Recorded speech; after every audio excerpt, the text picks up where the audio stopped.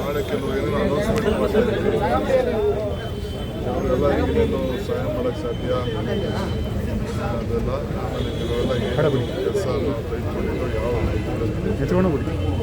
ಚರ್ಚೆ ಮಾಡಿದ್ವಿ. ಸೊ ಅವ್ರಿಗೆಲ್ಲ ಮಾರ್ಗದರ್ಶನ ಕೊಡ್ತೀವಿ.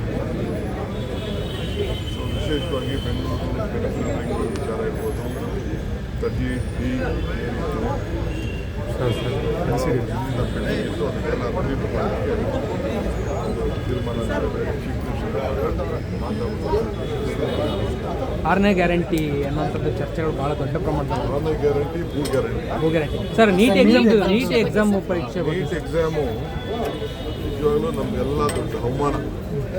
ಒಬ್ಬ ಮಕ್ಕಳು ಭಾಳ ಕಷ್ಟಪಟ್ಟು ಓದಿರ್ತಾರೆ, ಶ್ರಮಪಟ್ಟು ಏನೋ ಅವ್ರ ಜೀವನದಲ್ಲಿ ಒಂದು ಕನಸು ಕಾಣ್ತಾ ಇರ್ತಾರೆ ನಾವೇನಾದ್ರು ಆಗಬೇಕು ಅಂತ.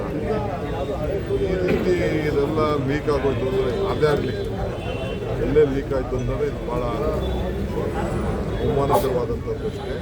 ಆಮೇಲೆ ನಂಬಿಕೆನೇ ಹೋಗ್ಬಿಡ್ತದೆ.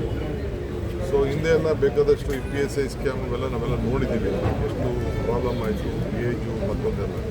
ಸೊ ಈಗ ಎಲ್ಲ ಕಷ್ಟಪಟ್ಟು ಓದಿರೋರಿಗೆ ಇದು ಸಮಸ್ಯೆ ಆಗಿದೆ. ಕೂಡಲೇ ನಿಲ್ಲಿಸಿದ್ದಾರೆ ಅಂತ ಹೇಳಿ ನಾನು ಮಾಧ್ಯಮದಲ್ಲಿ ಹೇಳಿದೆ. ಬಟ್ ಇದು BJPಯವರು ಎಲ್ಲ MP ಗಳು ಇದಕ್ಕೆ ಉತ್ತರ ಕೊಡಬೇಕು, ಹೇಳಬೇಕು MP ಗಳು ಇದೇನು ಕರೆಕ್ಟಾ ಏನು. ನಾನು ಅಶ್ವತ್ಥನಾರಾಯಣ ಮಾತಾಡ್ತಾ ಇದ್ದು ನೋಡ್ತಾ ಇದ್ದೆ, ನಾವು ಕ್ಯಾನ್ಸಲ್ ಮಾಡಿರೋದು ಒಳ್ಳೆಯದು ಅಂತ ಹೇಳ್ತಾ ಇದ್ದಾರೆ. ಬಟ್ ಅವರು ಎಜುಕೇಷನ್ ಮಿನಿಸ್ಟರ್ ಆಗಿದ್ದವರು ಇದು ನಡೆದಿದ್ರೆ ಸರಿನಾ ಇಲ್ಲ ಅನ್ನೋದು ಹೇಳಬೇಕು, ಇದು ಖಂಡಿಸಬೇಕು. ಅವರು ಖಂಡಿಸ್ತಾ ಇದ್ದಾರೆ. MP ಗಳು ಬೇರೆ ಟೈಮಲ್ಲೆಲ್ಲ ಮಾತಾಡ್ತಾರಲ್ಲ, ಅದು MPSಸಿಗೆ ಅದ್ರ ಬಗ್ಗೆ ಮಾತಾಡಬೇಕು. MPS ಮಾತಾಡಬೇಕು, ಸೆಂಟ್ರಲ್ ಮಿನಿಸ್ಟ್ರು ಮಾತಾಡಬೇಕು. ಇದು ಸರ್ಕಾರದ ಯಾರ ವೈಫಲ್ಯ ಇದು ಅನ್ನೋದನ್ನು ಅವ್ರು ಹೇಳಬೇಕು. ಅದೇ ಕರ್ನಾಟಕದಲ್ಲಿ ನಾನು ಆಗಿದ್ದರೆ ಇಷ್ಟೊತ್ತಿಗೆ ಎಲ್ಲಿ ಮೇಲ್ಗಡೆ ಕೂತ್ಬಿಟ್ಟಿರೋ ಈ ಬಿಲ್ಡಿಂಗ್ ಮೇಲೆ ಕೂತ್ಬಿಟ್ಟಿರೋ ಪೋಷಕರು ಗೊಂದಲದಲ್ಲಿದ್ದಾರೆ ಸರ್.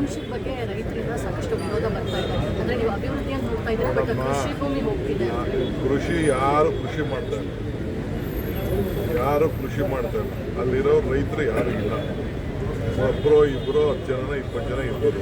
ಇವತ್ತು ಏನು ನಾನು ಇನ್ಸೆಂಟಿವ್ ಕೊಟ್ಟಿದ್ದೀವಿ, TDR ಕೊಡ್ತಿದ್ದೀವಿ, FIR ಕೊಟ್ಟಿದ್ದೀವಿ. ಡಬಲ್ ರೇಟ್ ಕೊಡೋಕ್ಕೆ ಕಾನೂನಲ್ಲಿ ಅವಕಾಶ ಇಲ್ಲದೆ ಹೋದ್ರು ಕೂಡ BD ಆ್ಯಕ್ಟ್ನಲ್ಲಿ ನಾನು ಅದನ್ನು ಕ್ಯಾಬಿನೆಟ್ ತಂದು ಸ್ಪೆಷಲ್ ಕೇಸಾಗಿ 2007ರಲ್ಲಿ ಕನ್ಫ್ಯೂಷನ್ ಆಗಿತ್ತು ಅಂತೇಳಿ ನಾನು ಡಬಲ್ ರೇಟು ಮಾಡ್ತಾ ಇದ್ದೀನಿ. ಸೊ TDR ಆಮೇಲೆ 35% ರೋಡ್ ಪಕ್ಕದಲ್ಲೇ ಅವ್ರಿಗೆ ಜಾಗ ಕೊಡ್ತಾ ಇದ್ದೀನಿ. ಆ ವ್ಯಾಲ್ಯೂ ಅವ್ರಿಗೆ ಎಷ್ಟು ಅನುಕೂಲ ಆಗ್ತದೆ ಅಂತ ಅಂದರೆ ಹೇಳಲಿಕ್ಕೆ ಸಾಧ್ಯ ಇಲ್ಲ. 40% ರೆಸಿಡೆನ್ಷಿಯಲ್ ಕೊಡ್ತಾ ಇದ್ದೀವಿ. ಈ 5 ಥರ ಸ್ಕೀಮನ್ನು ಇಡೀ ದೇಶ ಹೇಳ್ತಾ ಇದ್ದೀನಿ, ಎಲ್ಲೂ ಕೂಡ ಇಷ್ಟು ಅವಕಾಶ ಕೊಟ್ಟಿಲ್ಲ.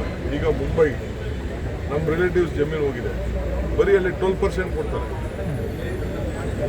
ಬರೀ 12% ಕೊಡೋದಲ್ಲಿ ಮುಂಬೈಯಲ್ಲಿ ಹೊಸ ಏರ್ಪೋರ್ಟ್ ಹೋಗ್ತಾರಲ್ಲ, ಅಲ್ಲಿ ಡೆವಲಪ್ಡ್ ಲ್ಯಾಂಡ್ ಅಂತ ಅಂದ್ಬಿಟ್ಟು 12% ಮಾತ್ರ ಕೊಡ್ತಾರೆ, 22% ಕೊಡೋದು.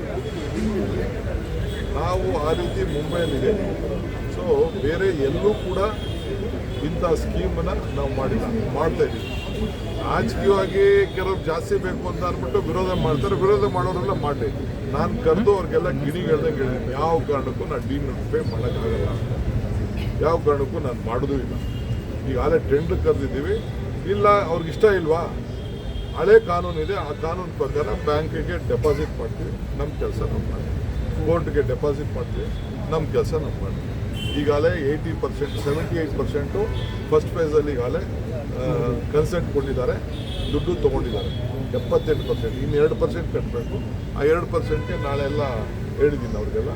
ಮಾಡಿದ ತಕ್ಷಣ ನಮ್ಮ ಕೆಲಸ ನಾವು ಶುರು ಮಾಡ್ತೀವಿ. ಪೊಸಿಷನ್ ತೊಗೊಂಡು ನಮ್ಮ ಕೆಲಸ ಶುರು. ಕೇರಳ CM ಡೆವಲಪ್ಮೆಂಟ್ ಆದಮೇಲೆ ರಾಜ್ಯದಲ್ಲೂ ಆಗುತ್ತೆ ಅಂತ ಹೇಳಿ ಬಾಲಕೃಷ್ಣ ಅವರು ಮತ್ತು ರಾಜಣ್ಣವರು ಹೇಳಿದ್ದಾರೆ. ಅಂದರೆ ರಾಜ್ಯದಲ್ಲೂ ಒಂದಷ್ಟು ಬೆಳವಣಿಗೆಗಳಾಗುತ್ತೆ ಅಂತ ಹೇಳಿ ಸರ್, ಬದಲಾವಣೆ ರೀಶಫಲ್ ಎಲ್ಲ ಆಗುತ್ತೆ ಅನ್ನುವಂಥದ್ದನ್ನು ಹೇಳಿದ್ದಾರೆ. ಮಾತಾಡೋಣ.